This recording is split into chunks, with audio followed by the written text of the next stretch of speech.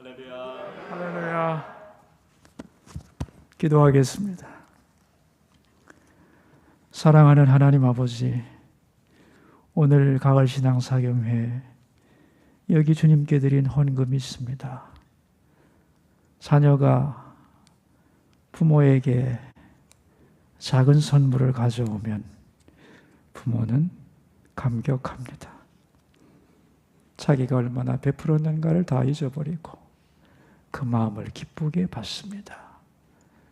그리고 더 많이 주어야 되겠다고 생각합니다. 주님도 그러시지요? 여기 있는 헌금 주님 앞에 올려드립니다. 기쁘게 받아주시고 이들에게 필요한 모든 것 영육간에 부족함 없게 하여 주옵소서.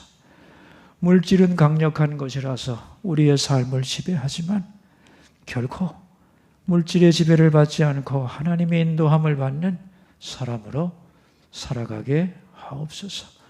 날마다 내게 필요한 모든 것을 넘치도록 우리 하나님께서 부어주시는 것을 간증하며 사는 행복한 인생들이 더욱 되게 해 주시옵소서.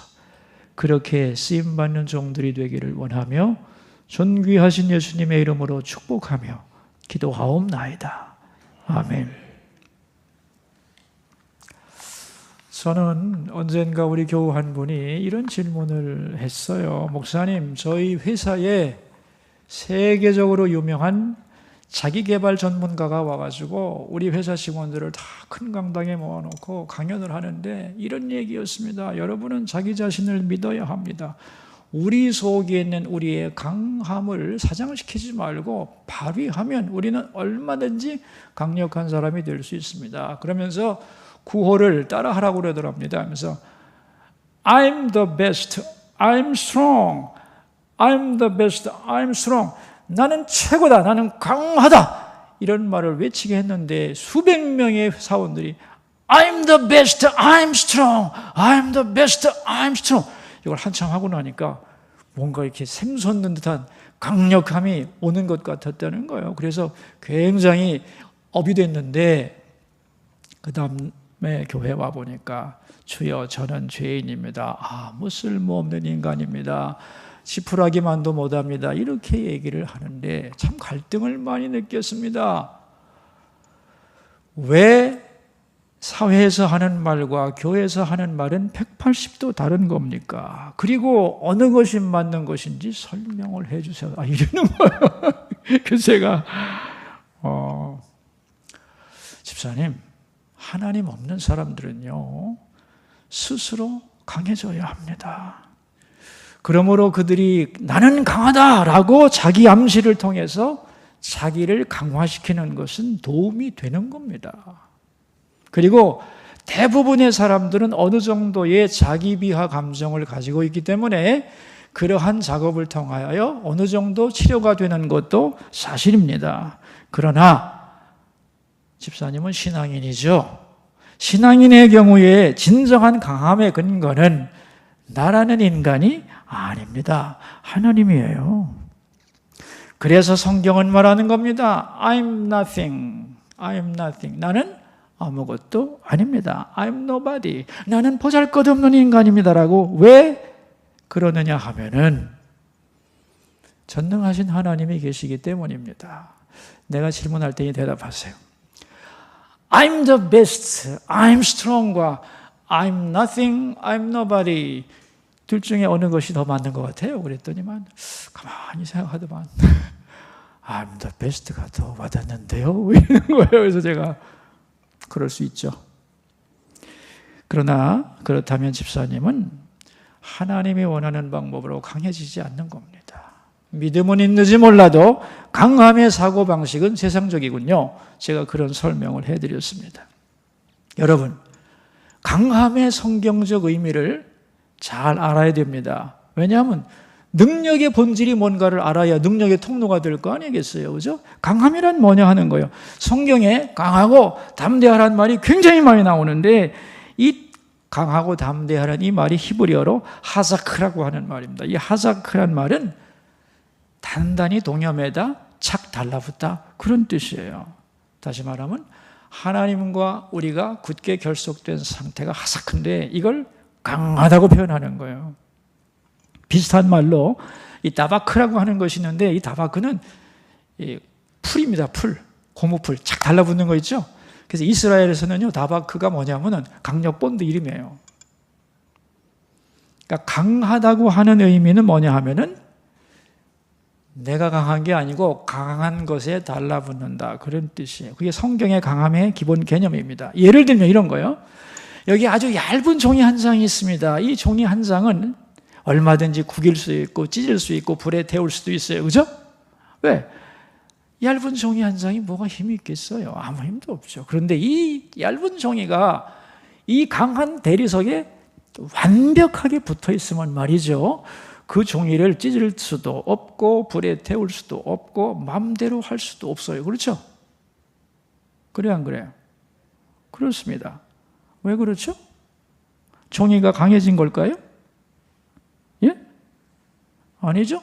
종이는 변함없는 종입니다. 그런데 강한 벽에 완전히 밀착했기 때문에 강한 벽의 속성이 이 종이를 강화시켜 주는 거예요. 우리는 약한 존재입니다.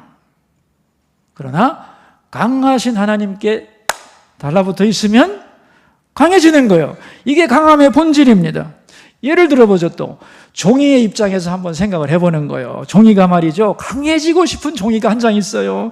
나는 강해지고 싶은데 어떻게 할까? 그래, 나는 두꺼워져야 해. 두꺼워져야만 비바람도 이길 수 있고 불에도 견딜 수 있고 바람에도 날려가지 않을 수 있어. 그래서 스스로에게 말합니다. 나는 강하다, 나는 강하다, 난 탄탄하다, 난 두껍다, 나는 어느 종이보다도 강하다, 나는 폭풍우를 만나도 쓰러지지 않는 종이다 라고 아무리 암시를 해도 여러분, 그 종이는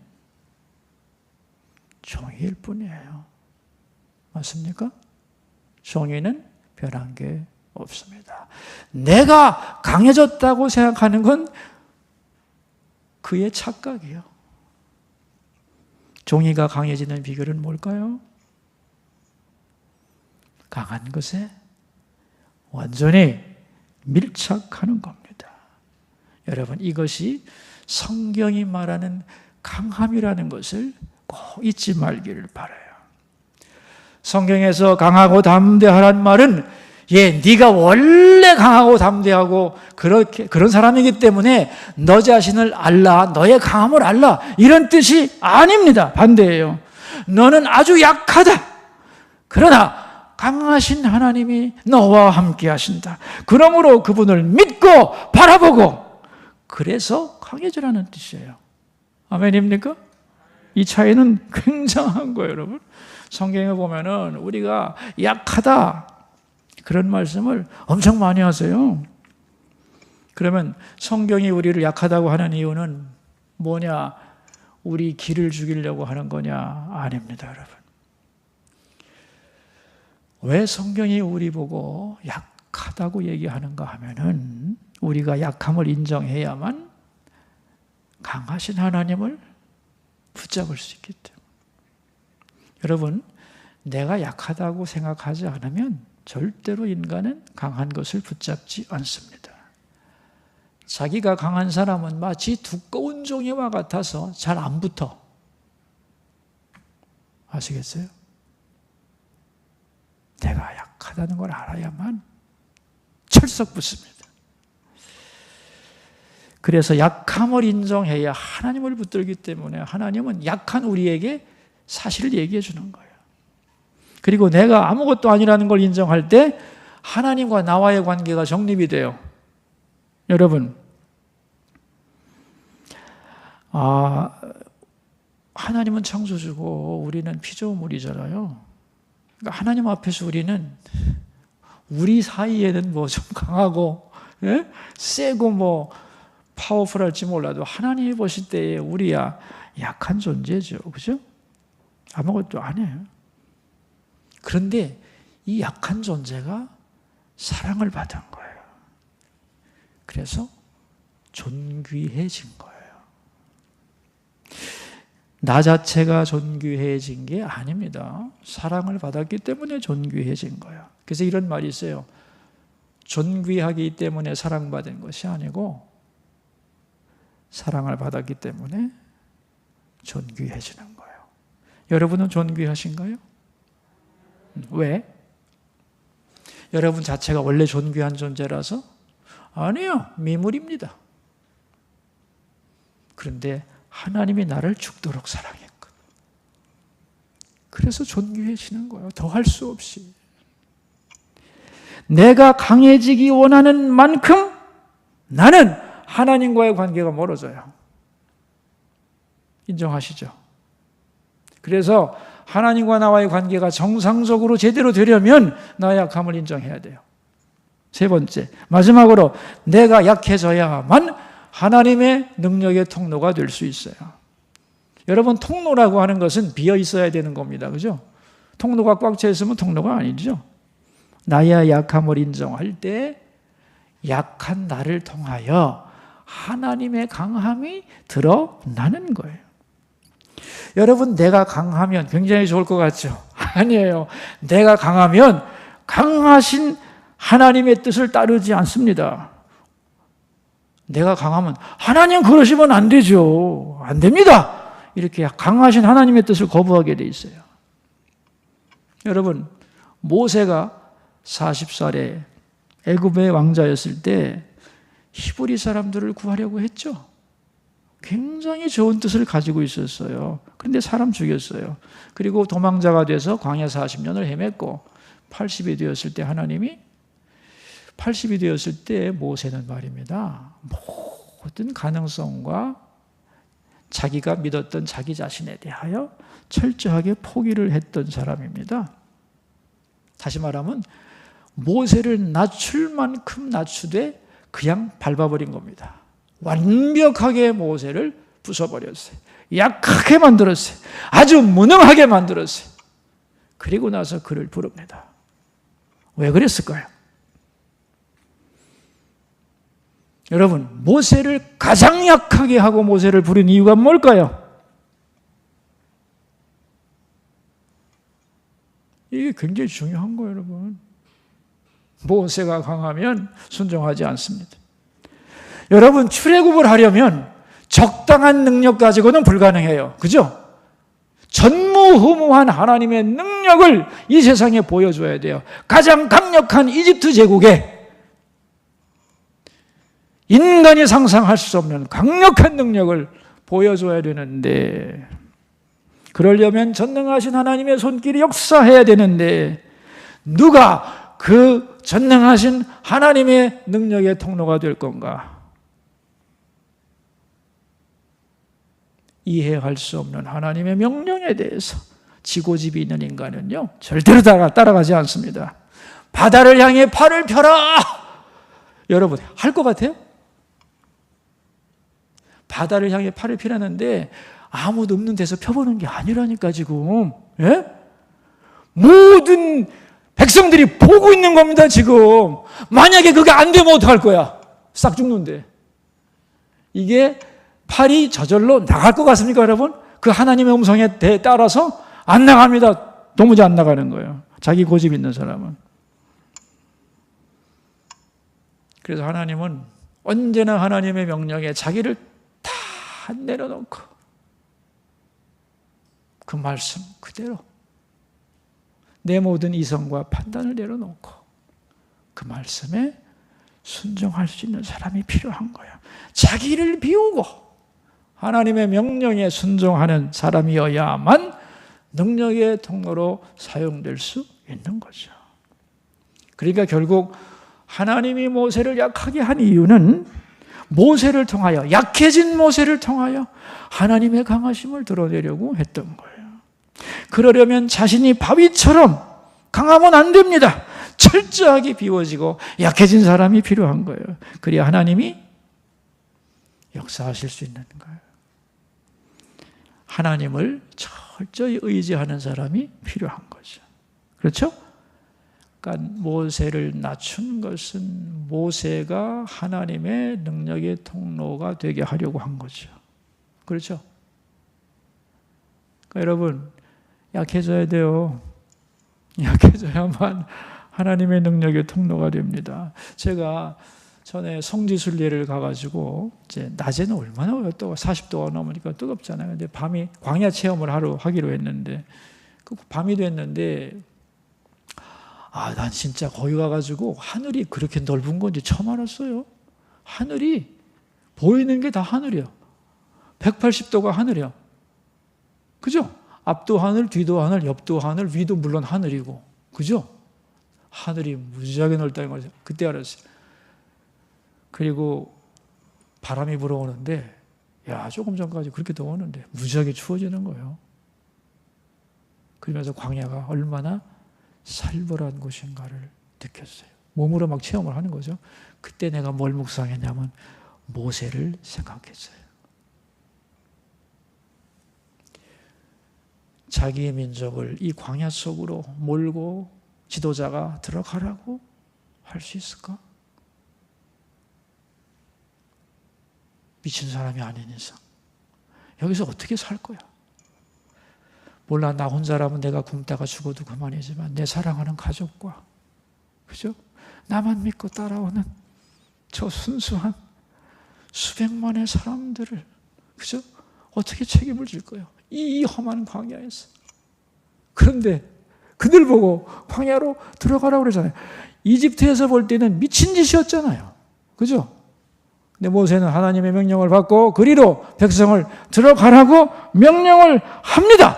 그리고 내가 생각했어요. 내가 모세 입장에 섰다면 나는 했을까? 미안한데 나는 못할 것 같아. 그러면서 광야로 하나님이 들어가라고 하신다. 앞으로 갓! 라고 명령한 모세의 믿음이 얼마나 큰지 내가 그때 느꼈어요. 이거는 나 같은 사람의 믿음하고는 게임이 안 되는 거다. 이거는 그 믿음을 생각하니까 그 믿음의 그게 전율이 막 느껴지는 거예요. 그래서 내가 기도를 했습니다. 하나님, 나도 그런 믿음을 주세요. 그리고 그만큼 내가 작아지게 해주세요. 하나님의 명령에 내 모든 걸 내려놓고 순종할 수 있도록. 그렇게 기도하는데 눈물 납니다, 진짜. 작아져야만 크신 하나님의 음성에 순종할 수 있는 거예요. 근데 많은 우리 성도들이 강함의 비결을 몰라요. 자기 스스로 강화시키려고 해요. 요즘에는 세상에 이렇게 도서 책방에 가보면 자기를 강화하는 방법들이 많습니다. 당신 속에 있는 신성을 깨달으라 이딴 소리도 하고 있는데, 깨우라고 그래. 네 속에 신성이 있으면 얼마나 강해지는지 한번 보자. 강해질 거 없습니다. 인간이 약해요. 그죠? 우리는 그런 생각하죠. 나는 아무것도 아닙니다. 그러면 자신감도 없고 인간 앞에 비굴해질 것 같죠? 천만의 말씀입니다. 자기의 약함을 진정으로 고백하는 사람은 다른 사람을 두려워하지 않습니다. 묘하죠? 왜 그런 줄 아세요? 인간이 얼마나 약한지를 처절하게 알기 때문에. 그리고 담대히 하나님만 바라보며 전진할 수 있기 때문에. 내가 강한 게 아니잖아요. 하나님이 강하신다는 걸 믿기 때문에. 나의 약함을 인정하는 사람, 난 아무것도 아닙니다 라고 정말로 고백하는 사람은 상당히 담대합니다. 어떻게 생각하십니까, 여러분? 자, 우리는 지금까지 두 번에 걸쳐서 우리 인생 사명에 대한 얘기를 나눴는데, 첫 번째가 뭐였죠? 하나님을 알고, 하나님을 아는 게 인생의 최고의 사명이에요. 두 번째는 부르심의 소망을 깨닫는 거예요. 내가 누군지, 하나님이 나를 향한 소망, 나를 향한 하나님의 꿈이 있다는 걸 알고 찾아내야 하는 것이고, 세 번째가 오늘 본문인데, 자, 보세요, 여러분. 하나님도 알았고 부르심의 소망도 알았는데 이제는 그것을 이루어야 되겠는데, 문제는 그걸 이룰 수 있는 힘이 있어요, 없어요? 나한테 부르심의 소망을 이룰 수 있는 힘이 있어요, 없어요? 알긴 아는데 능력은 없도다, 이거잖아요. 그죠? 근데 능력 없으면 뭐 할 거예요? 아무것도 아니지. 꿈만 꾸다 마는 거예요? 그래서 세 번째가 필요한 거예요. 능력의 통로로 쓰임을 받으려면 약해져야 되는 거예요. 자, 근데 이 공식을 이제 이해하려면 우리 본문을 19절을 한번 우리 읽어보도록 합시다. 19절. 그의 힘의 위력으로 역사하심을 따라 믿는 우리에게 베푸신 능력의 지극히 크심이 어떠한 것을 너희로 알게 하시기를 구하노라 그랬어요. 여기 첫째 하나님은 어떤 분이냐면은 그의 힘의 위력으로 역사하심을 따라 우리에게 베푸신 능력의 지극히 크심이, 그러니까 하나님은 위력이 있네요. 그죠? 그리고 능력이 지극히 크시죠. 맞아요? 그래서 오늘 19절에서 말하는 건 뭐냐면 하나님은 능력이 무한하다는 거예요. 우리가 안 읽었지만 20절에 가보면 죽은 자를 살리는 능력이 있어요. 하나님의 능력은 전능하죠. 맞죠? 하나님은 강하시다는 거예요. 그런데 이 능력의 지극히 크신 하나님의 위력은 역사하려고 한다는 거예요. 역사. 여기서 역사는 히스토리가 아닙니다. 워킹입니다. 작동한다는 거예요. 능력으로 친히 일한다는 뜻이에요. 그러니까 우리가 이렇게 생각하면 돼요. 하나님은 역사 속에서 역사하신다. 하나님은 히스토리 안에서 친히 일하신다. 그런 뜻이죠. 그러니까 하나님은 강하신 분이에요. 충분히 나왔죠. 그 힘의 위력으로, 그 위력을 가지고만 있는 게 아니라 작동시킨단 말이에요. 그 힘의 위력으로 역사하심을 따라. 그러니까 하나님은 첫째 엄청난 힘과 능력을 가지십니다. 전능하신 힘을 가지셨다. 두 번째, 그런데 그 전능하신 힘을 뭐 하기를 원하느냐 하면은 우리에게 베푸신 능력 그랬어요. 뭐 하기를 원하시는 분이에요? 능력을 베풀기를 원하시는 분이에요. 하나님은 그 전능한 능력을 혼자 가지고 계시려고 하지를 않습니다. 뭐 하고 싶어 하신다고요? 베풀려고 그래요. 베풀려고. 나눠주려고 해요. 자녀들에게. 여러분이 많은 것을 이루고 성취하고 업적을 남긴 것을 누군가에게 주고 싶죠. 특별히 자식에게. 그죠? 내가 말이죠. 아들 없는 어떤 사업가를 보았는데 회사를 크게 키우더니만 별로 회사에 관심이 없더라고. 그래서 내가 물어봤더니만 나에게는 아들이 없습니다. 그러더라고요. 금방 알았지. 자기가 한평생 땀 흘려 일궈놓은 이 알토란 같은 기업 주고 싶죠. 누구에게? 자식에게. 받을 자식이 있으면 행복할까? 행복하지 않을까? 아까울까? 아깝지 않을까? 예? 행복하겠죠? 그죠? 더 물려주려고 더 노력하죠. 그리고 다 주면서 기뻐하죠. 그게 부모의 마음이에요. 그 부모의 마음을 누가 준 거예요? 예? 하나님이 주신 거예요. 그러니까 하나님은 능력이 많으시고 전능하신 하나님이 그 능력을 어떻게 하기 원하신다? 예? 베풀기를 원하시는 거예요. 베풀기를. 어떻게 해서라도. 여러분 오해하지 마세요. 하나님은 어떻게 해서라도 내가 받으려고 하는데 안 주려고 도망가시는 분이 아니라 어떻게 해서라도 주려고 몸살을 앓는 분이라는 걸 믿으시기 바라요. 그럼 인생 바뀌는 거예요. 진짜 하나님에 대한 개념이 싹 바뀌어야 됩니다. 너무 부정적이에요. 하나님에 대해서. 아니에요. 하나님은 철저하게 주려고 하는 분이에요. 베풀려는 분이에요. 그래서 그렇기 때문에 하나님을 뭐 하느냐? 세 번째, 사람을 찾는 거예요. 어떤 사람을 찾을까요? 나의 능력을 받아서 잘 사용할 사람을 찾는 거예요. 누구에게 줄까 이거를? 받을 사람 손 들어봐. 안 나와. 이게 잘 안 나오는 겁니다, 여러분. 다시 말로는 능력의 통로가 될 사람을 찾고 있는 거예요. 축복의 통로가 될 사람을 찾고 있는 거예요. 여러분, 통로는 목적 자체가 아니에요.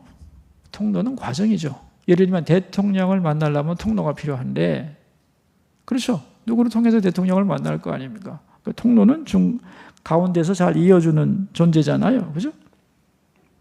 자기가 드러나지 않고 목적지에 잘 다다르게 하는 프로세스가 이 통로란 말이죠.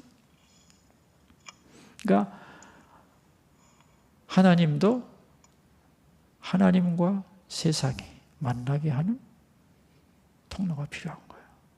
하나님의 능력이 온 세상에 전해지기를 원하는데 통로가 필요한 거예요.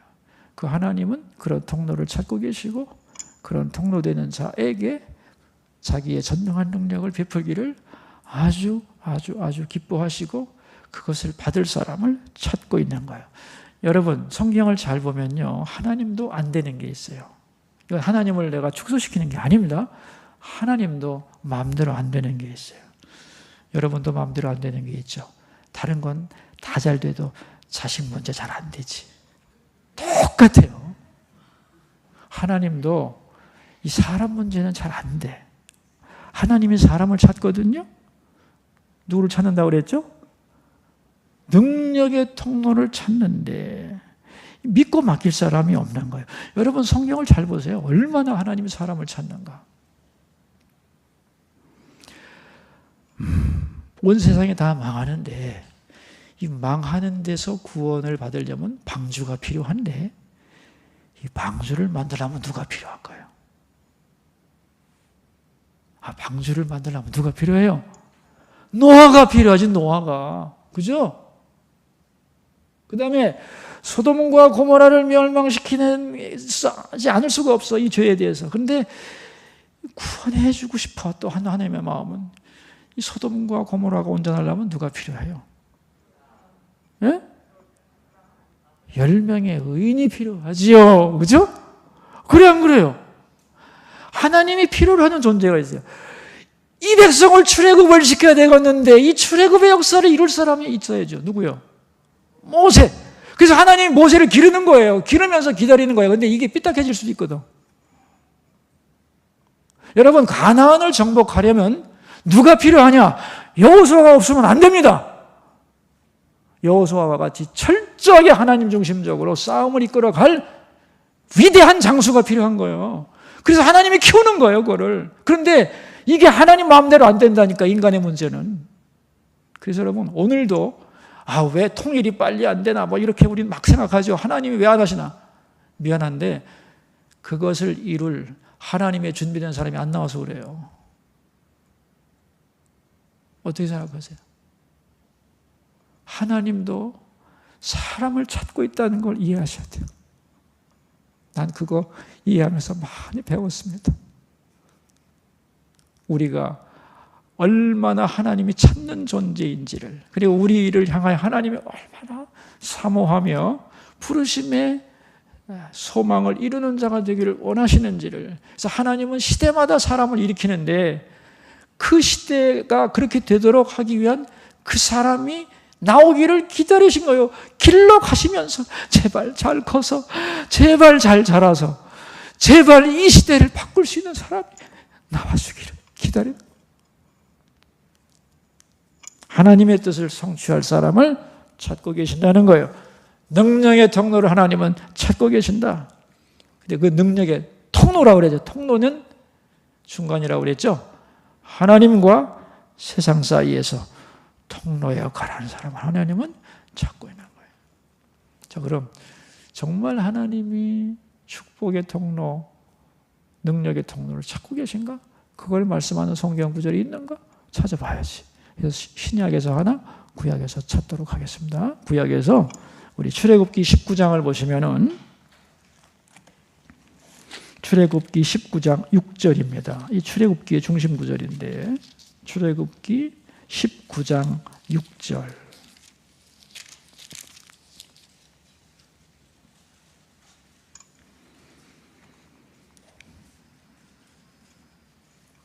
찾으셨어요? 자, 우리 한번 같이 읽어봅시다. 너희가 내게 대하여 제사장 나라가 되며 거룩한 백성이 되리라. 너는 이 말을 이스라엘 자손에게 전할지니라. 이스라엘 백성들에게 뭐가 되래요? 제사장 나라, 거룩한 백성. 출애굽의 목표예요, 이게. 제사장 나라, 거룩한 백성이에요. 여러분, 제사장 나라라는 게 뭘까요? 먼저 제사장이란 개념을 알아야 되겠죠. 제사장이란 존재는 어떤 존재예요?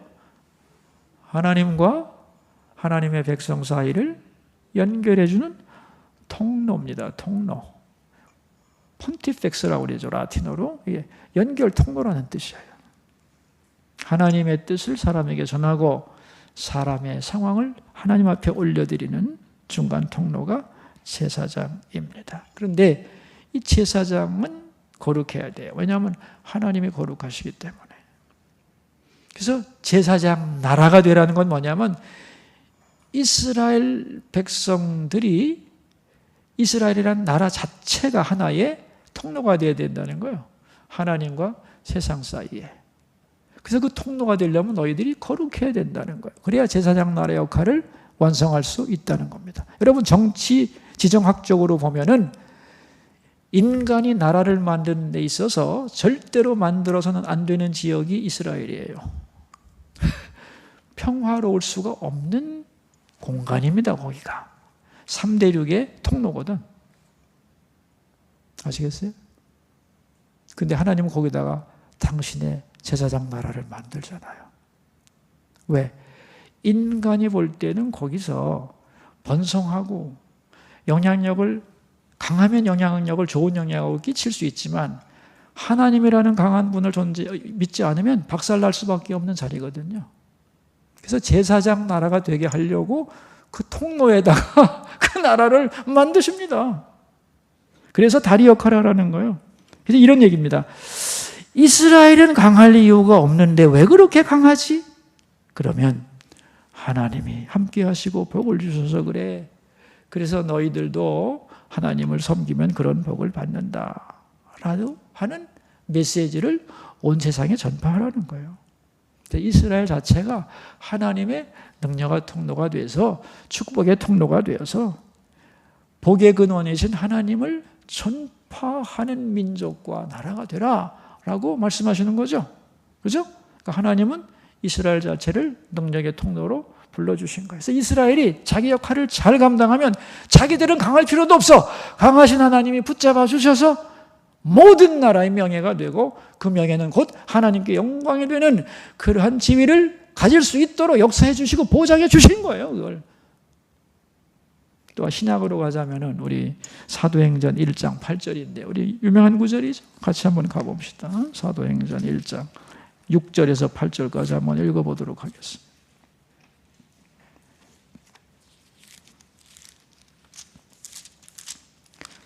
사도행전 1장 우리 6절부터 8절입니다. 함께 읽어보십시다. 그들이 모였을 때 예수께 여쭈어 이르되 주께서 이스라엘 나라를 회복하심이 이때니까 하니 이르시되 때와 시기는 아버지께서 자기의 권한에 두셨으니 너희가 알 바 아니요 오직 성령이 너희에게 임하시면 너희가 권능을 받고 예루살렘과 온 유대와 사마리아와 땅끝까지 이르러 내 증인이 되리라 하셨어요. 예수님이 승천하시기 전 어느 날에 제자들에게 말씀하시는 거예요. 예루살렘을 떠나지 말고 약속하신 곳을 기다리라. 그러자 제자들은 정신이 번쩍 났습니다. 뭔가 주님이 새로운 프로젝트를 시작하시는가 보다 생각을 했어요. 아, 이제 새로운 세상이 오는가 보다. 그래서 뭐라고 부르냐면 이스라엘을 회복하심이 이때니까 이스라엘 회복 전쟁을 하실 거라고 생각한 거죠. 그런데 그게 그들의 소원일 수밖에 없는 것은 로마의 압제하에서 죽을 고생을 하고 있는데 예수님이 기다려라 하니까 그날이 왔다 생각하고 나라를 회복하심이 이때니까 하고 말씀을 묻잖아요. 그러니까 예수님이 뭐라고 대답을 하느냐? 아니라는 거야.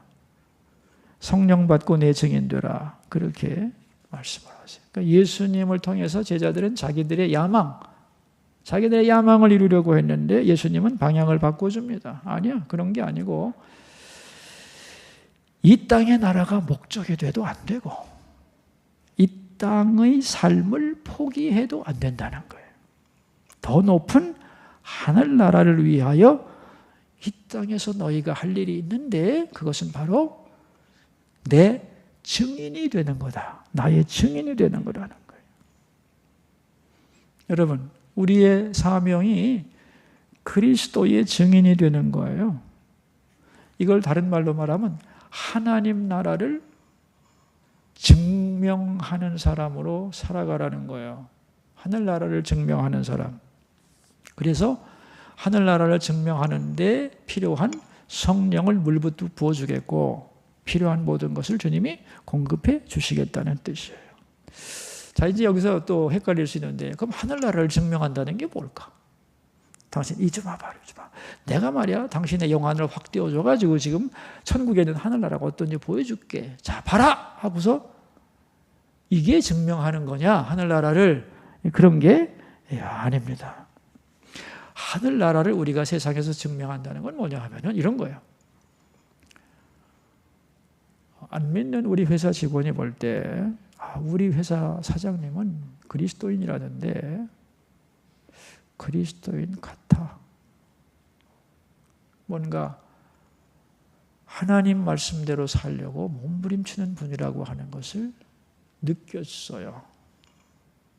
여러분 이게 하나님의 증인의 삶이에요. 병원에 갔는데 평소에는 그렇게 생각을 안 했는데 낙심할 수밖에 없는 상황에서도 꿋꿋하게 평안을 유지하며 질병을 잘 극복하고 있어요. 어떻게 너는 이런 상황에서 낙담하지 않고 두려워하지 않고 그렇게 담담할 수 있니? 내가 하나님 믿거든. 그래? 하나님을 믿으면 그렇게 되니? 야, 그거 대단하다. 여러분 이게 하늘나라를 증명하는 삶입니다. 현실 속에서. 어떻게 생각하세요? 죄를 보면 딴 건 모르겠는데 나도 예수 믿고 싶어져. 예수 믿으면 저렇게 살 수 있나? 그렇게 하나님과 하늘나라와 주 예수 그리스도와 그분의 존재와 신앙에 대하여 열린 마음을 가지면서 나도 저렇게 그런 삶에 동참하고 싶은 마음이 들게 만드는 것. 이게 하늘나라를 증명하는 거예요. 자, 구약에서는 뭐라고 그랬어요? 제사장 나라가 되는 거예요. 우리가 하나님과 세상을 이어주는 제사장 역할을 하는 것이고, 신약의 개념에서는 하나님 나라를 증명하며 사는 것이에요. 증인으로서 살아가는 거예요. 너는 슬픔도 많은데 고통 속에서도 늘 낙담하지 않고 행복하고 어떻게 그렇게 감사하고, 너 가만히 보면 흥얼거리고 노래 부르는데 찬송가를 부르더라? 여러분 이게 가능한 얘기입니까? 세상 사람들이 볼 때 가능하지 않습니다. 우리는 어느 정도로 웃기는 사람들이냐면은 장례식에 가서 노래 부르잖아. 여러분 이게 가능한 게 아닙니다. 하늘나라를 소망하지 않는 사람이 어떻게 부를 수 있어요, 그거를? 대단한 겁니다, 이거. 그 다 뭐냐, 그런 게. 하늘나라를 증명하는 것이고, 제사장 역할을 세상에 감당하고 있는 거예요. 그죠? 그래서 나 때문에 하나님을 알고, 믿고, 관심 갖고, 그분을 향해 나올 수 있도록 만드는 것. 아무개를 보니까 돈 벌어서 잘 쓰는데, 돈은 저렇게 쓰는 것인데 하나님이 주신 축복을 어떻게 쓰는가를 보면서 감동을 주는 것. 다 하나님 나라를 증명하는 삶이에요. 그걸 위해 필요한 능력을 하나님은 우리에게 베풀기를 원하시고, 그렇게 살아갈 사람을 하나님은 찾고 계시는 거예요. 다니엘이라고 하는 사람을 아시죠, 여러분? 다니엘이 이스라엘에 있을 때는 그렇게 잘 믿었던 청년이 아니었어요. 그런데 선지자들이 나라가 망한다는 얘기를 들었는데 귀 흘려서 귀다 듣지 않았는데 정말 그 말씀대로 되거든. 그러니까 하나님 말씀은 틀림이 없구나 생각하고 바벨론의 포로로 잡혀가죠.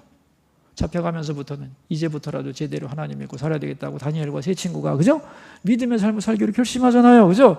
그런데 이제 바벨론에 딱 갔는데 바벨론의 느부갓네살 왕이 자기를 상징하는 위대한 금신상을 만들어 놓고 절하지 않으면 풀무불에 집어넣는다나, 그죠? 그렇잖아요. 그런데 다니엘과 세 친구가 어떻게 했어요? 절 안 하겠다. 왜요? 나는 하나님을 믿기 때문에 절 안 한다. 하나님이 풀무불에 넣어도 우리를 살려주실 거야. 그러나 그리 아니하실지라도 우리는 절하지 않겠다. 그러니까 노발대발 해갖고 그분의 살반응이 풀무불을 평소에 7배나 뜨겁게 하라고 그래가지고 그 세 친구를 끌고 가던 사람이 그 열기에 타 죽을 만큼 뜨겁게 해가지고 3명을 집어넣잖아요, 그죠? 좀 이따 놀라운 현상이 벌어지죠. 3명을 던졌는데 왜 넷이 있냐, 불 속에? 그래고 나오라고 그랬고 나왔는데 느부갓네살이 뭐라고 그럽니까? 그걸 보고 뭐라고 하냐면, 세상에 너희가 믿는 하나님은 진정한 신이라고 말하면서 바벨론의 모든 사람들에게 이스라엘이 믿는, 다니엘과 그 친구가 믿는 하나님을 섬기고 경배하라고 선포를 해서 조서를 내리죠. 그죠? 보세요, 여러분. 능력의 통로라는 게 뭐예요? 바벨론이라고 하는 그 당시 세계 최고의 국가에서 하나님의 이름이 높임을 받으셔요. 그죠? 이게 뭘 통해 이루어지는 거냐? 힘 있는 사람들에 의해서 이루어진 게 아니고요. 자기의 삶을 말씀 앞에 던지는 사람들을 통해서 이루어지는 거예요. 페르시아의 다리오 왕이 다니엘을 무척 사랑하고 아꼈는데 다니엘을 제거하려고 정치적인 반대파가 왕에게 외에는 다른 어떤 신에게 기도하지 말도록 30일 동안 기도 금지 명령을 내리잖아요. 그죠? 다니엘은 그때도 기도했죠. 왜? 기도는 그쳐서는 안 되기 때문에 거기 때문에. 그래서 고발당해가지고 어디 갑니까? 사자굴 속에 들어가잖아요. 그러니까 그 다리오 왕이 너무너무 안타까워가지고 밤새 잠을 못 자고 있다가 다음날 아침에 슬피 울며 사자굴 옆에 가서 이렇게 외칩니다. 살아계신 하나님의 종 다니엘아, 내가 항상 섬기는 내 하나님이 사자들에게서 능히 너를 구원하셨느냐? 슬피 울면서 구원 못하셨을 거라고 생각한 거죠.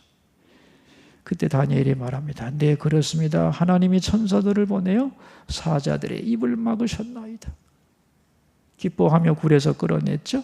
참소하던 사람들을 사자굴에 던지자 그들이 몸이 땅에 닿기도 전에 사자들이 달려들어서 그들의 뼈까지 부숴버렸다는 거죠. 그래서 다리오가 조서를 씁니다. 내 나라 모든 백성은 다니엘의 하나님 여호와 앞에 두려워 떨지어다. 그는 살아계신 하나님이요 그의 권세는 무궁할 것이다. 페르시아에서도 하나님은 영광을 받으시네요. 그죠? 자, 보세요, 여러분. 하나님의 능력이 없는 게 아니에요. 하나님의 능력은 옛날이나 지금이나 똑같은데 문제는 하나님의 능력을 믿고 자기를 던지는 통로가 없기 때문에, 통로가 되는 사람이 없기 때문에 문제예요. 근데 그 통로는 강한 자가 아니에요. 우리는 언제나 약한 거예요. 강한 건 언제나 하나님이고 나는 통로일 뿐이에요. 많은 사람들이 스스로 강해지려고 해요. 람보처럼. 아닙니다, 여러분. 통로는 비워져야 되는 거예요. 통로는 자기를 내려놓을 수 있어야 돼요. 여러분을 내려놓으면, 그리고 여러분이 하나님 앞에서 더 약해지면 축복의 통로가 됩니다. 여러분, 그림을 한번 생각해 보시겠어요? 여기 호수가 이렇게 있어요. 호수가 있는데 물이 찰랑찰랑 차 있어요. 그런데 그 호수의 위에는, 상류에는 이루 말할 수 없는 어마어마한 수원지가, 마르지 않는 수원지가 있어요. 그 수원지에서부터 물이 흘러내려 이 호수에 찬 거예요. 그런데 이 호수가 뭘 원하냐면은 위에 있는 한없이 큰 물이 나에게 자꾸 들어오기를 원해요. 더 부어주세요, 더 부어주세요. 그래도 못 와요. 왜? 왜 못 올까요? 내가 흘려보내야 될 거 아니에요. 이게 안 보내주는 게 아닙니다. 흘려보내지를 않으니까 받을 수가 없는 거예요. 축복도 똑같습니다, 여러분. 하나님이 안 주는 게 아니라니까. 내가 흘려보내질 않기 때문에 들어오지를 않는 거예요. 그런데 흘려보냈어. 많은 것을 흘려보내서 그 내 호수 밑에 있는 많은 토지와 그 많은 짐승들을 먹여 살리면 그건 다 나의 공로가 되는 거예요. 믿고 흘려보내야 되는 거예요. 그럼 여기서 수원지에서 끝없는 것이 공급될 수 있는 이 개념을 우리가 머릿속에 꼭 집어넣기를 바라요. 제가 수서교회 목사인데 수서교회 잠깐만 얘기를 하면은 2015년에 지금 본당을 건축을 했거든요. 근데 그 전에 구성전이 이렇게 있는데 구성전에 작아요. 아주 작은데 사부 예배를 드렸는데도 너무너무 좁은 거야. 그래서 늘 성전 건축을 하기를 원했는데 이 강남 한복판에 땅이 없어요. 구할 수가 없어요. 그래서 좁은 걸 아주 그냥 할 수 없다 생각하고 그렇게 견디고 있었는데 어느 날 수예배가 딱 끝났는데 우리 장로님 한 분이 오셔서 목사님 우리 요 교회 옆에 여기 저 땅이 저 종교부지로 나왔다는데요. 지인이 알려주더라고요. 목사님 알고 계세요? 내가 저도 모르는데요. 근데 다음 월요일 날 그 토지 추첨을 한답니다. 그것도 돈 많이 쓰는 게 아니라 정해진 금액으로 또 뽑기자 그래가지고 뽑기를 한다는데 우리가 이렇게 좀 땅이 없어가지고 고생을 했는데 우리도 응모라도 해봐야 되는 거 아닙니까? 그런 얘기를 해서 당장 당회를 모였어요. 해봅시다. 우리 드러나나 가봅시다. 그 주일날 그 종교부지가 교회 옆에 바로 나왔다는 것을 알고 거기에 응찰하기로 회의를 했어요.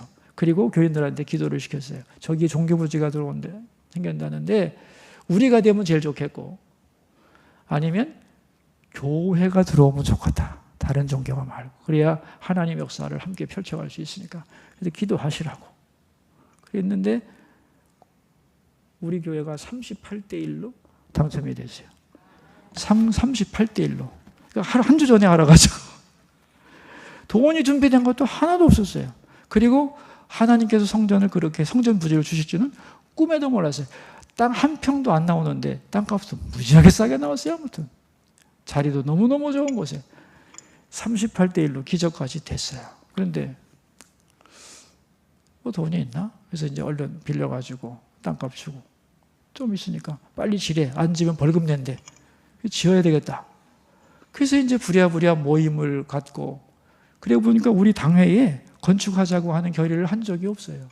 왜냐하면 땅 사자는 결의는 했지. 근데 빨리 지라고 하니까 안 질 수가 없으니까 진 거지 뭐. 그런데 이걸 잘 한 푼도 없이 깨끗하게 잘 쳤어요. 그래서 헌당까지 아주 잘 마치게 됐어요. 정말 하나님의 기적 같은 은혜죠. 어떤 마음이 들었냐면 성도들 마음속에 이건 하나님이 밀어붙이시는 것이니까 우리가 순종해야지. 이제 이런 컨센서스가 성도들에게 다 생긴 거여서 불평 없이 한 푼도 없었지만 충분히 채워져서 헌당을 딱 헌하니까 너무너무 감사한 거예요 이게. 그래서 우리도 하나님께 감사헌금을 드립시다. 근데 하나님이 헌금을 받으셔야 말이지. 그래서 건축헌금이 100억이었으니까 100억의 11조를 한국교회에다 내놓읍시다. 한국교회. 제가 그 말을 딱 했는데 장로님들이 멋집니다 목사님. 그렇게 합시다. 바로 결정이 됐어요. 그래서 한국교회 10억을 내놓기로 했는데 제가 그걸 어떻게 써야 되겠다 생각했냐면은 어려운 노회에 가가지고 개척교회 할 그 많은 그런 지역이 있잖아요. 거기 노회 가가지고 우리가 땅을 사줄 테니까 모금을 좀 해가지고 교회를 지세요. 그럼 우리도 또 헌금을 또 보태서 하겠습니다. 그러면 거기다 교회를 지고 어려운 교회들이 거기서 시작하고 또 가고 또 시작하고 가고 이런 기지가 있으면 얼마나 좋겠느냐 그랬더니 별로 관심이 없더라고. 자기 일이 아닌지. 그래서 몇 군데를 찾아다녀가 제가 낙담을 하고 안 되겠다. 공모를 해서 이 돈을 잘 쓸 수 있는 곳에서 가지고 가라. 하나님의 이름으로. 그래서 몇백 군데가 돌아가지고 심사를 다 해서 결국은 어디가 가지고 왔느냐. 여명학교라고 탈북자 아이들을 교육시키는 학교에서 그거를 가지고 가게 됐어요. 제가 그런 과정에 직접은 관여하지 말고 다 우리 교인들이 했지만 마지막에 심사하는 보고를 들으면서 배운 게 뭐냐면은 이게 주고 싶어도 받을 사람이 많지 않다는 걸 알았어요. 돈 주면 잘 써볼게요 이런 것이지 그동안에 작은 것이라도 성실하게 잘 사용해서 마음 놓고 줄 수 있는 교회가 많지 않다는 걸 제가 깊이 느끼고 하나님도 그러시겠다 그런 생각을 했습니다. 제 마음속에는 어떤 생각이 있었냐면은 내 배가 부르려고 더 달라고 하는 것에 대해서는 하나님이 주실 수가 없겠구나. 왜? 썩을 수밖에 없으니까. 제 표가 뭐냐면은 아끼고 아껴서 아낌없이 주자입니다. 우리 교인들이 다 공유하고 있어요. 그래서 우리 교회가 하나님의 축복을 나눠야 되기 때문에 바로바로 그래서 이제 11조 그렇게 하고, 그 다음에 우리 교회가 매년 이제 하고 있는 게 뭐냐면은 미자립 교회를 어떻게 자립시킬 건가. 그래서 미자립 교회들이 나름대로 꿈과 소망을 가지고 어떻게든 자립하겠다고 하는 의지를 가지고 목사님의 재능과 지역사회의 특성을 살려서 자립하는 교회가 되기 위해서 노력을 하는데, 미천이 부족하다면 그 미천을 1억씩 대주겠다. 그래서 교회 공모를 해가지고 받고 있어요. 그리고 지금 또 뭐 하고 있냐면 공유교회라고 해서 지금 교회들이 너무 어려워가지고 쫓겨나는 교회들이 너무 많아요. 그래서 교회 공간이 없기 때문에 아주 교통이 좋은 지하철 옆에다가 깨끗한 사무실을 얻어서 예배실을 잘 만들고 찬송가까지 다 붙바이장에 넣어놓고 아무든지 와서 예배드릴 수 있는 어려운 교회들이 들어와서 교회를 사용할 수 있는 그런 공유교회 프로젝트를 하고 있어요. 이런 걸 다 왜 하느냐 하면은 간단해요. 우리가 죽을 때 가지고 갈 것도 아닌데, 여러분 돈이 있다고 내가 돈 가지고 갈 건 아니잖아요. 하나님 앞에. 그걸 어떻게 썼느냐 하는 돈과 나와의 관계만 가지고 가는 거잖아요. 그죠? 주신 것을 얼마나 잘 썼는가, 그것이 상받는 것인데 하나님의 영광을 위해 쓰자. 그럼 하나님이 채우시지 않겠는가? 그거예요. 저는 많지는 않아요. 우리 교회가 뭐 부자도 아니고. 그러나 아낌없이 흘려보내려고 합니다. 뭘 믿기 때문에? 예? 이 커다란 수원지는 항상 공급을 원하고 있는데 내가 부어준 이 호수가 다른 지류로 보내지를 않아. 모아만도. 그럼 안 되는 거죠. 부지런히 보내야 되는 거죠. 왜? 축복의 통로가 데려갔잖아요. 능력과 축복의 통로가 데려오랬잖아요. 하나님은 능력도 부어주신다니까요. 강한 능력을 베풀기를 원하신다고 그랬죠. 하나님이 가지고 계시지 않은 게 뭐가 있어요? 다 가지고 계시지. 저는 사실은 목회를 지금 수석에서 30년째 하고 있습니다만 어려울 때 왔었지만은 한 번도 돈 걱정을 해본 적이 없어요. 왜? 돈은 내가 버냐? 목사는 돈하고 상관이 없지. 쓰는 사람이지. 주기는 하나님이 주시겠지. 문제는 하나님이 기뻐하시는 일에 쓸 건가만 생각하면 되지. 그래서 쓸 일을 많이 만들었어요. 그리고 아낌없이 보냅니다. 뭐 어떡하겠어. 하나님이 채워주시겠지. 항상 그런 마음을 가지고 살아가고 있습니다. 하나님이 채우시는 거예요. 공급은 하나님이 하시는 거예요. 우리는 통로가 되면 되는 거예요. 아멘이죠. 아주 유명한 성경 구절이 있죠. 고린도후서 12장에 보면 사도 바울이 육체의 질병이 있어가지고 그걸 낫게 해달라고 3번 기도하죠. 3번. 그죠? 3번 기도해요. 그 3번이란 40일 기도를 3번 했다는 뜻이니까 기도 많이 한 거예요. 그런데 주님의 응답이 왔어요. 고린도후서 12장 9절인데 제가 읽어드릴게요. 나에게 이르시기를 내 은혜가 내게 족하도다. 이는 내 능력이 약한 데서 온전하여짐이라 하신지라. 그러므로 도리어 크게 기뻐함으로 나의 여러 약한 것들에 대하여 자랑하리니 이는 그리스도의 능력이 내게 머물게 하려 함이라. 자, 여러분, 바울은 가시를 없애달라고 했는데 하나님은 내가 너에게 준 은혜가 족하다는 거예요. 왜 내가 너를 약하게 했느냐 하면은 네가 평생 능력의 사람으로 살아갈 수 있도록 하기 위해서라는 거예요. 왜 아픈 것이 주님의 능력이 함께하는 비결일까요? 바울은 그걸 깨닫고 기뻐했대요. 약한 것에 대해서. 맞아. 이 약한 것이 은혜구나. 왜요? 강하면 자기 힘으로 하죠. 약해. 하나님이 도와주시지 않으면 설교 1시간을 할 수 있는 건강이 없어. 하다가 쓰러져. 그러니까 뭘 하겠어요? 하나님을 붙들겠죠. 간절히 붙들겠죠. 하나님 붙드시겠죠. 하나님을 붙드니까 하나님 붙잡아 주시겠지. 그죠? 붙잡아 주셔서 하나님의 능력이 바울을 떠나지 않겠죠. 그래서 하나님은 바울이 능력의 사람으로 평생 살 수 있도록 바울에게 뭘 줬어요? 약함. 가시를 줬어요. 가시를. 그래서 이제는 그 가시가 질병이 저주가 아니라 은총이라는 거 알고 감사했다는 거예요. 여러분, 이게 강함의 본질이에요. 여러분들 중에 혹시 약하다, 하나님이 나를 좀 약하게 하시는 것 같아, 그러면은 실망하지 마세요. 나를 비우라는 것이고 너를 잘 쓰고 싶다는 뜻이에요. 너를 도구로 삼아 내가 뭔가 하고 싶다는 뜻이에요. 복음성가에도 있죠. 약할 때 강함 대신에 내가 약할 때 하나님의 강함이 드러나는 거예요. 우리는 우리 자신이 그릇인데 강해지기를 원해서 쇠그릇, 철그릇, 망치로 때려도 부서지지 않는 그릇이 되기를 원하는데 우리는 원래가 질그릇입니다. 사도 바울이 뭐라고 그러냐면은 그릇이 너무 강하면 안 돼. 그릇이 잘 깨져야 돼. 그래야 네 속에 있는 보화가 드러나지. 그렇게 말씀하잖아요. 그죠? 그러니까 여러분, 내가 강해지면 하나님의 영광을 못 받아요. 내가 약해지고 잘 깨지고 내가 손해보고 낮아지고, 여러분, 그것이 기독교의 본질이고 십자가의 원리입니다.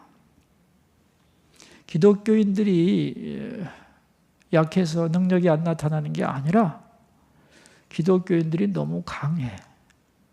자기 고집이 너무 세. 자기 생각이 너무 강해서 성령의 감동에 순종을 못해. 듣지도 못해.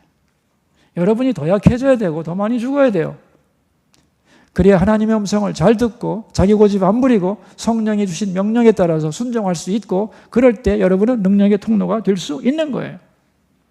저는 개인적으로 참 기도의 응답을 많이 받았다고 고백을 하는데, 제가 목회를 하다가 이 암에 걸려가지고 생명의 위협을 느낀 적이 있어요. 그래서 이제 분당 서울대병원에도 오랫동안 입원했었고, 그때 여기 교회를 방문했어요. 제가 수술받고 회복할 때 여기 아름다운 교회 와서 주일날 예배, 김기영 목사님 계실 때 저 뒤에 앉아, 저쪽이야 저 자리 와가지고 환자복 겉에다가 이제 이렇게 코트 입고 간절히 예배드리던 그런 기억이 있습니다. 하나님에게 건강하게 해주셔서 여기서 오늘 말씀을 전할지는 누가 알았겠어요. 하나님만이 아시겠지. 그죠? 그래서 이 목회를 이제 수술을 많이 받다 보니까 목소리를 잃어버렸어요. 지금도 이게 제 목소리가 약간 아니에요. 낯설어요. 아직도. 내 목소리 이게 아닌데 이런 생각이 들어요. 설교를 할 수가 없어가지고 처음으로 1년을 쉬기로 했어요. 그래서 6개월간 제주도 가 있었어요. 아무도 오지 말라고 그러고. 그리고 이제 딱 1년이 되는 주 다음 해에, 그러니까 이제 제주도 가서 한 6개월간은 산속에 걷고 바닷속에 들어가서 이렇게 피곤을 풀고 잠자고 이렇게 해서, 산이 좋긴 좋더만요.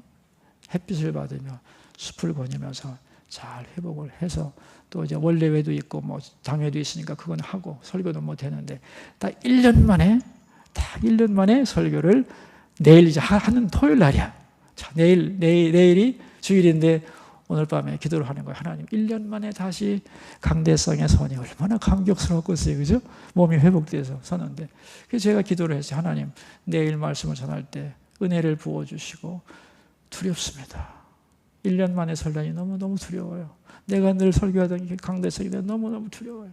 내게 용기와 담대함을 주시고, 성도들이 또 얼마나 기대를 하겠어요. 저 사모하는 영혼들에게 필요한 말씀을 꼭 부어주시고 나를 강하고 담대하게 해달라고 기도를 절실하게 진짜 하고 있는데, 내가 주님의 음성을 똑똑히 들었습니다. 나는 너에게 능력을 주지 않겠다. 너를 강하게 하지 않겠다. 폭탄 선언입니다, 이거. 그죠? 식은땀이 쫙 흘렀어요, 진짜. 근데 그 다음 말이 중요한 거예요. 그러나 내가 엎드려 기도하면 반드시 응답하겠다.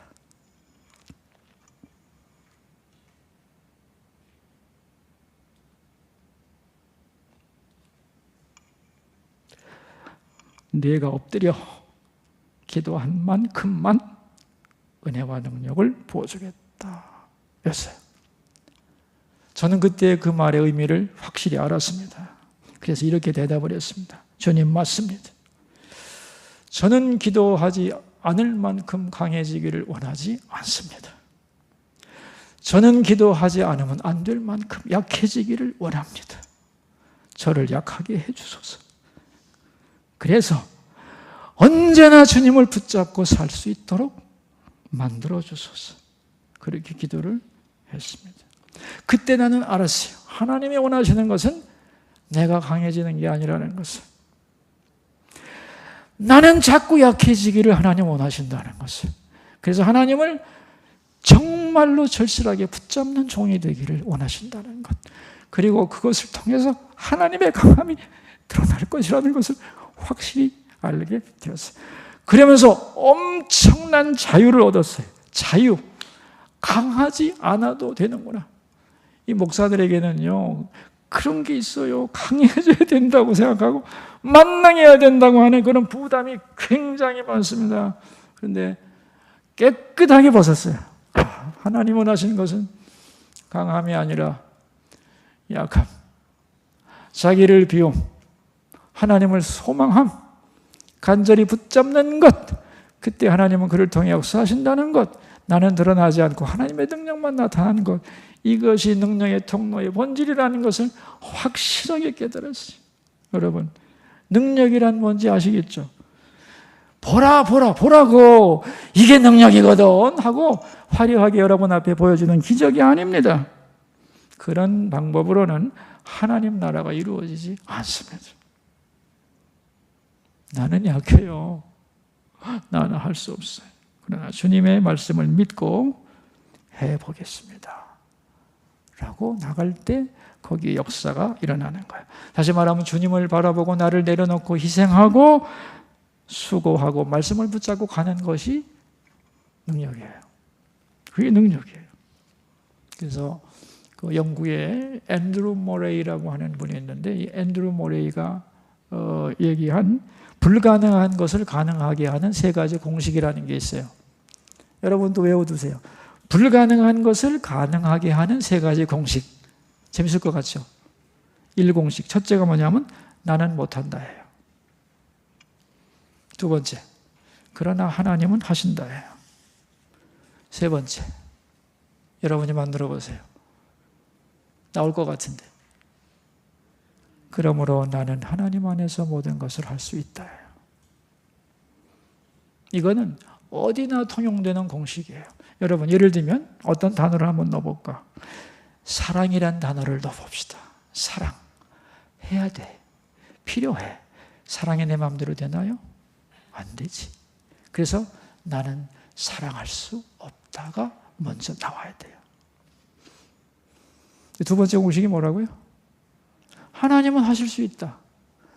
그러므로 왜? 하나님은 사랑의 하나님이야. 사랑의 근원이시야. 사랑을 구할 때 주시는 분이야. 그래서 뭘 해야 돼요? 하나님은 하실 수 있어요.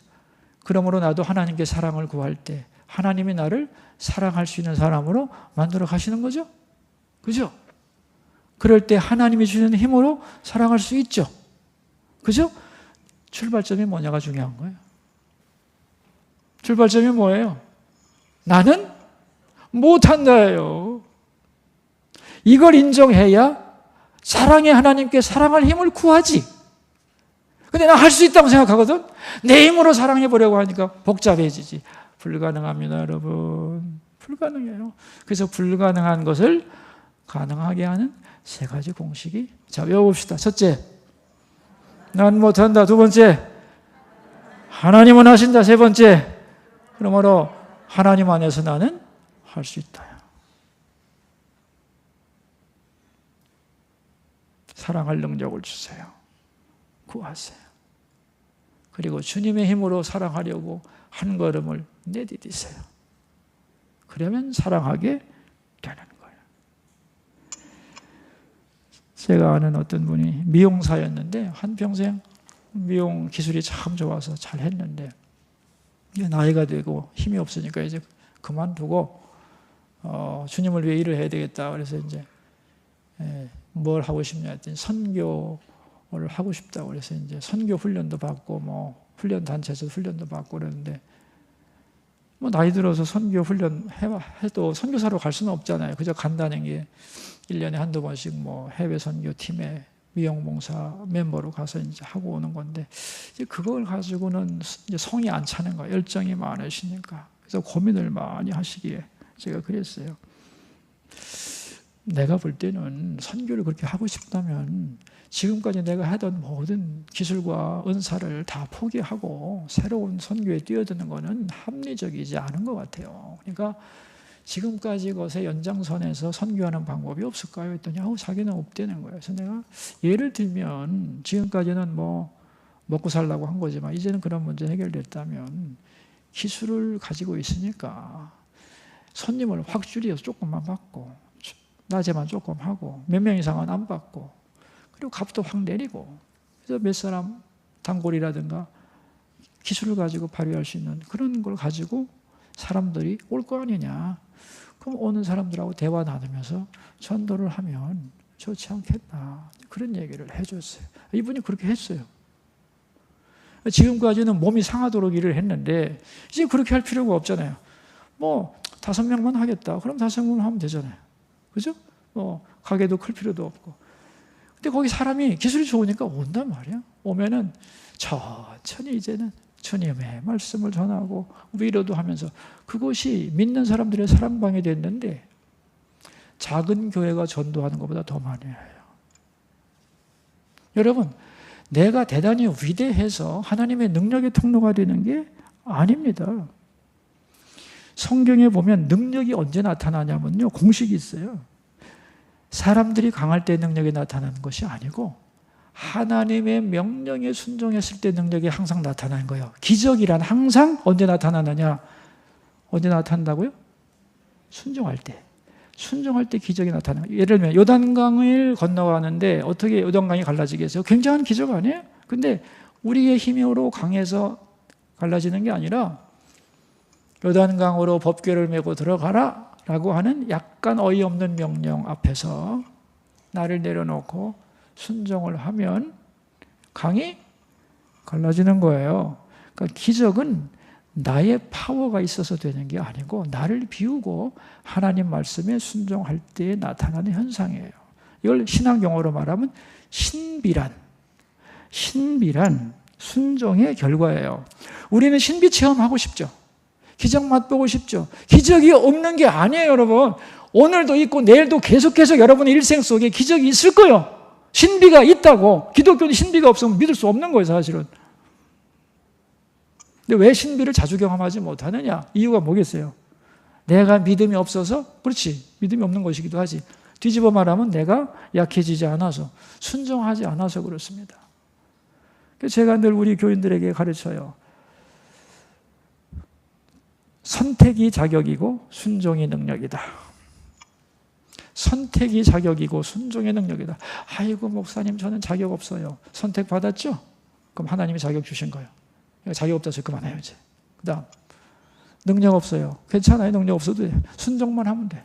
안 그렇습니까? 그렇죠? 그래서 뭐라고 그랬죠 제가? 선택이 자격이고 순종이 능력이라는 거예요. 예? 하나님이 능력이 없고 하나님이 안 계시고 그래서 신비로운 현상, 기적이 안 나타나는 게 아니에요. 자기를 내려놓고 순종하는 사람이 없기 때문에 그래요. 그러니까 여러분 능력 없다고 걱정하지 마세요. 나는 강하지 않아도 돼요. 여러분 강하려고 애쓸 필요도 없어요. 미안한데 조금만 더 약해지면 좋겠어요. 조금만 더 약해지면 좋겠어요. 기도할 만큼. 여러분 기도 안 하죠? 왜 안 하는 줄 아세요? 믿는 구석이 있어서 안 하는 거예요. 내가 처절하게 약해지고 뭐 힘도 없다고 생각하면 어떻게 기도 안 하고 살아?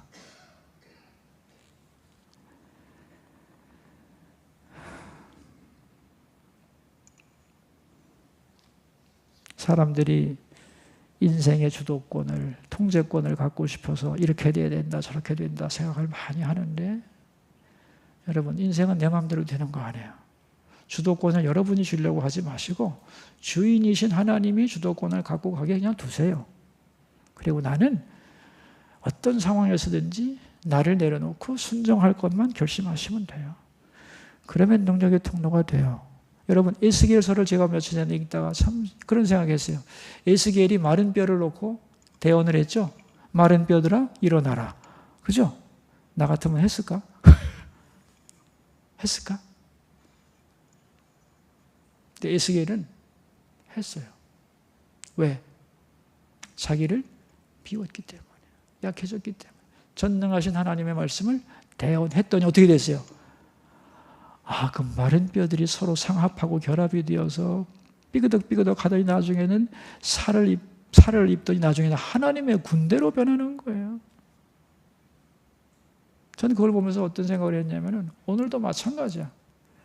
내가 볼 때 마른 뼈야.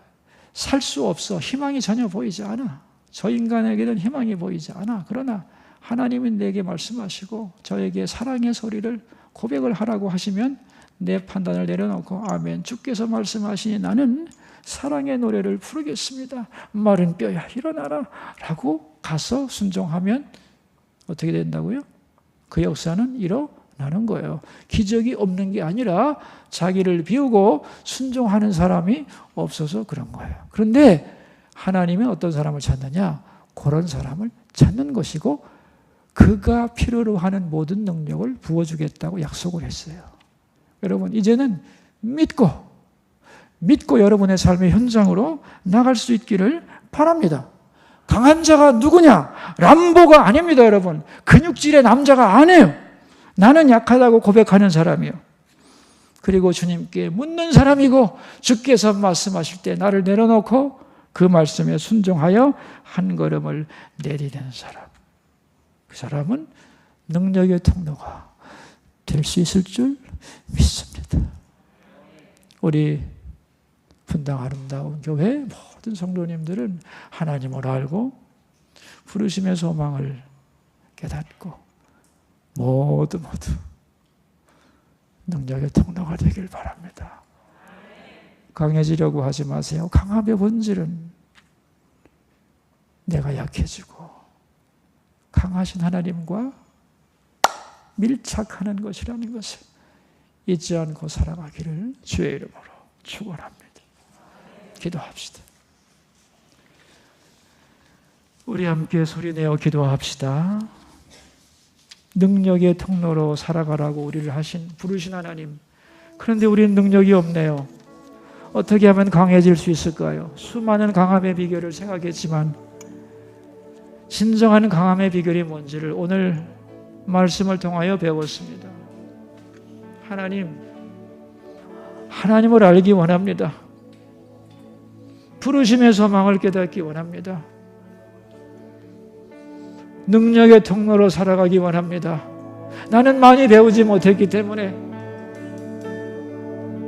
돈이 많지 않기 때문에 능력이 없는 것이 아닙니다. 우리는 부름받은 그곳에서 자기 그릇에 맞게 능력의 통로로 살아갈 수 있는 모든 약속을 하나님께로부터 받았습니다. 나를 내려놓고 강하신 하나님께 붙어서 그 말씀에 순종하며 매일매일 우리의 삶이 능력의 통로가 될 수 있도록 도와주시옵소서.